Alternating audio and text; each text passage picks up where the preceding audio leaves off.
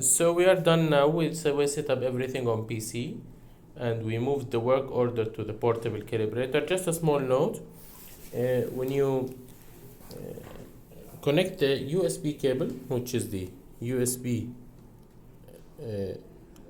we supply with the Genie, you simply need to, let me connect it. Yep. You simply need to set up the instrument to accept the USB as communication. So I'll be using the mouse today.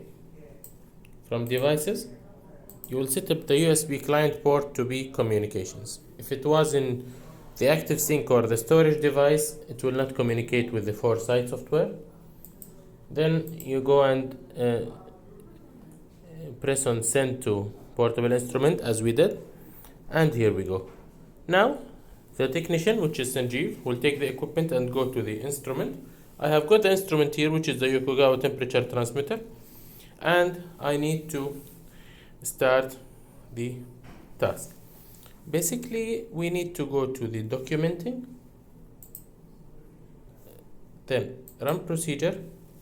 We will find the tags which will show the calibration works pending. So as you can see, the first one, it was done because it has a fail on as found and pass as left. I have two more to go. So today we are calibrating IWT number 1.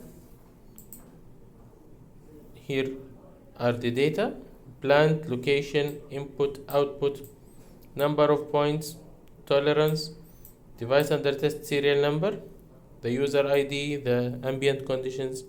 So we should match the serial number mentioned here with the serial number on the instrument, so we can avoid human errors, especially when the customer is using the same instrument in the same location.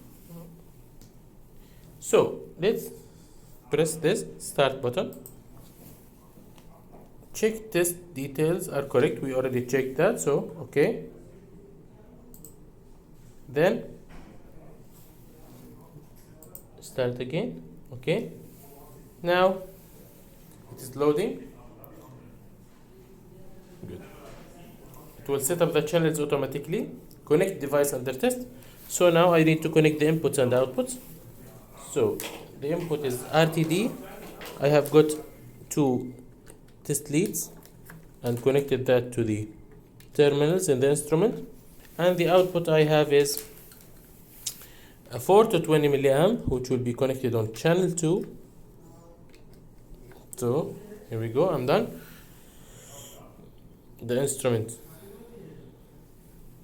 is connected. Okay, good.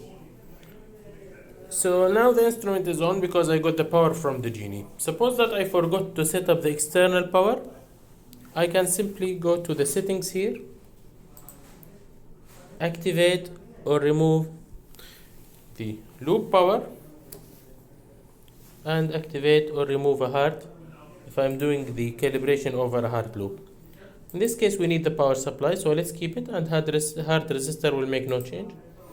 So as you can see, the first point is 0 in our calibration. If we look at the input in channel 1, the RTD, the reading is on green, means that the set point is within the tolerance allowed, and the output is good also because it's in green. It's like 4 milliamp. We press on this to save the point. Then it will be automatically taking the instrument to point 2, which is 25 degrees Celsius. We should wait for quite some time. Depends on the instrument's settling time. So let's assume it is 10 seconds. Okay, so the reading is getting stable now. So let's take the next point. As you can see here, before we take the next point, the input is fine, the output is having a 20% tolerance, 20% as tolerance means that it's out of the tolerance we set up in the 4Sight, means that it's a fail point. Let's do the next point. It will give me a warning because the reading is out of the test point tolerance. So should I accept it? Okay, let's accept it now. So we can go and report that there is a failure or out of specifications on this specific instrument. The second point also is having an error. Let me be patient and wait for the settling time. So in this point it should be 12 milliampere, but it's 11.92. It could be accepted if we already set up the error to be in that limit, but in our case we have set up a 0.1%, which is relatively high in process industry, so that's why we are getting fails. Okay, no problem. So let's go to the next point now. Accept reading, yes. It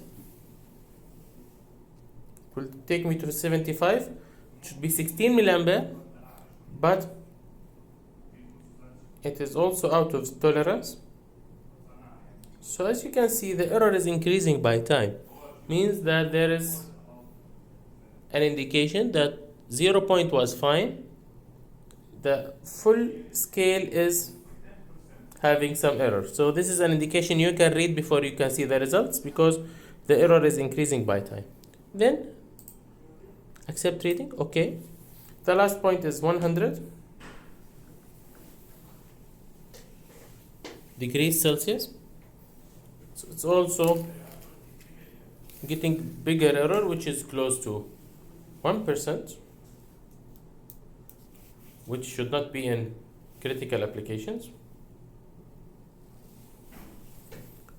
So I think we are ready to take the reading.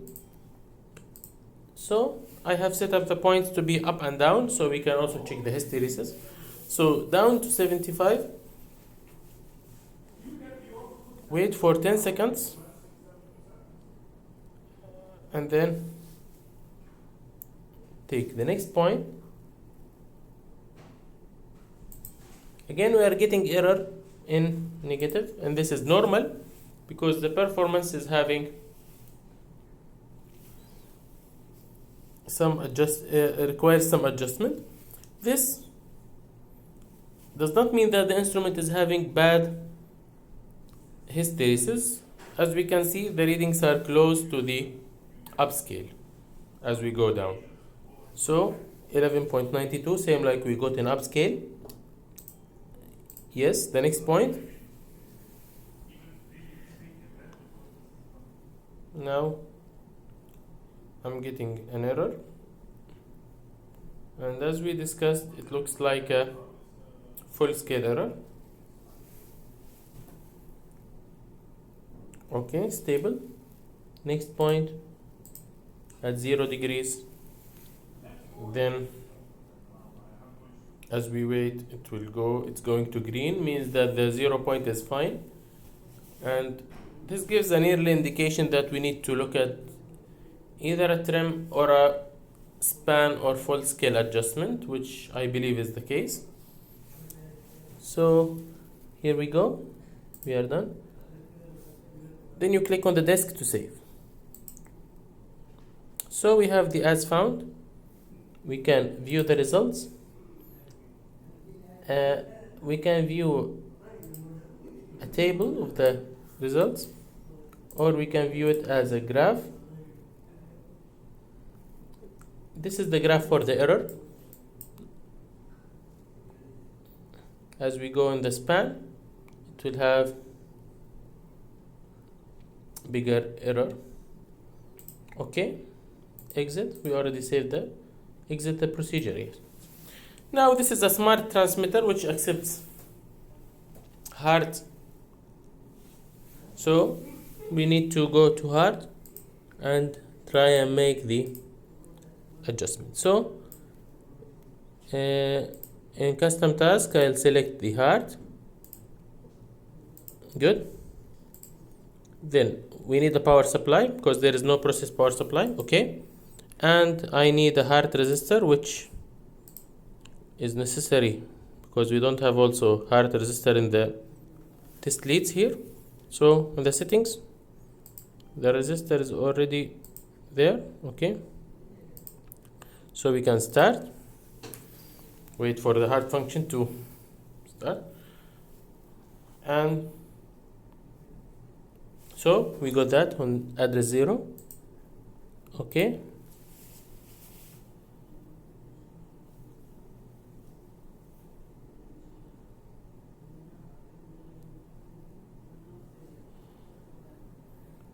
great. So let's take a look at how can we adjust that in the device setup, basic setup. Let's take a look at the range values. In fact, I have, as we can see, the error is at the full scale. So when someone has adjusted to be at 101 degrees Celsius instead of 100, and this might be the cause of the error. So these are human errors which might happen. That's why getting a calibrator like Genie with HART capability will allow us to do the calibration communication in a one shot with no need for connecting and disconnecting. Also getting a 4Sight, so we can set up the tolerance, will tell us if we have a pass or fail without a need for getting a table, doing a calculation and calculating the error for point by point. This will save us time, this will avoid human errors, and this will be all documented in the software, as the data stored on the Genie will go without any user interruption to the 4Sight. Good. So let's adjust this to be 100 instead of 101. Set. Okay. So let's apply the values. Now the point was done. Let's go back and do the calibration again. So where can we find this? On documenting, run procedure, we will find the tag. See, as found is failed, as we did, and we found failed. So let's do the as left. It's the same procedure. 109 points. Check details, we checked already. Start. Connect device under test, we already done. So the 0 point is fine, as you can see, and it's stable, the reading is stable. So let's take the next one. Let's go to 25. Great. So we are getting green indication on the output, means that the output value is within the tolerance.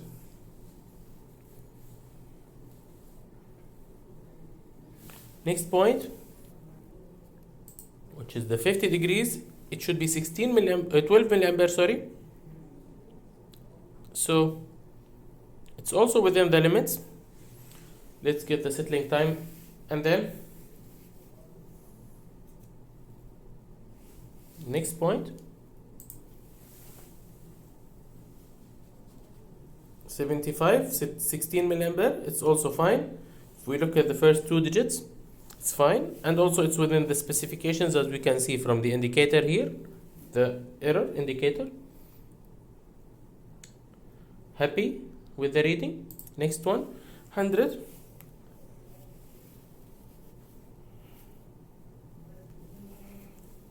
It's also giving us good results on the full scale. Let's do the downscale now. Okay, happy.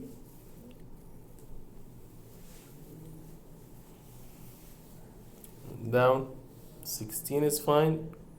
Wait for the settling time. Just observe the readings if you remember, and tell me if there is any hysteresis error. But we don't have to memorize with 4Sight. Everything will appear on our system when we go back and upload the results. So next one, 50 degrees. also within the specifications, it's green.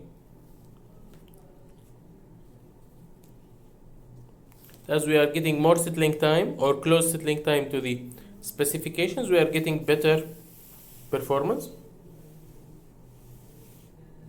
Okay, 1201. Go to the 25 degrees Celsius point, which is also 25% because the full scale is 100. So 8 is also performing good. Now the last point is 0, which I assume it will be good as well.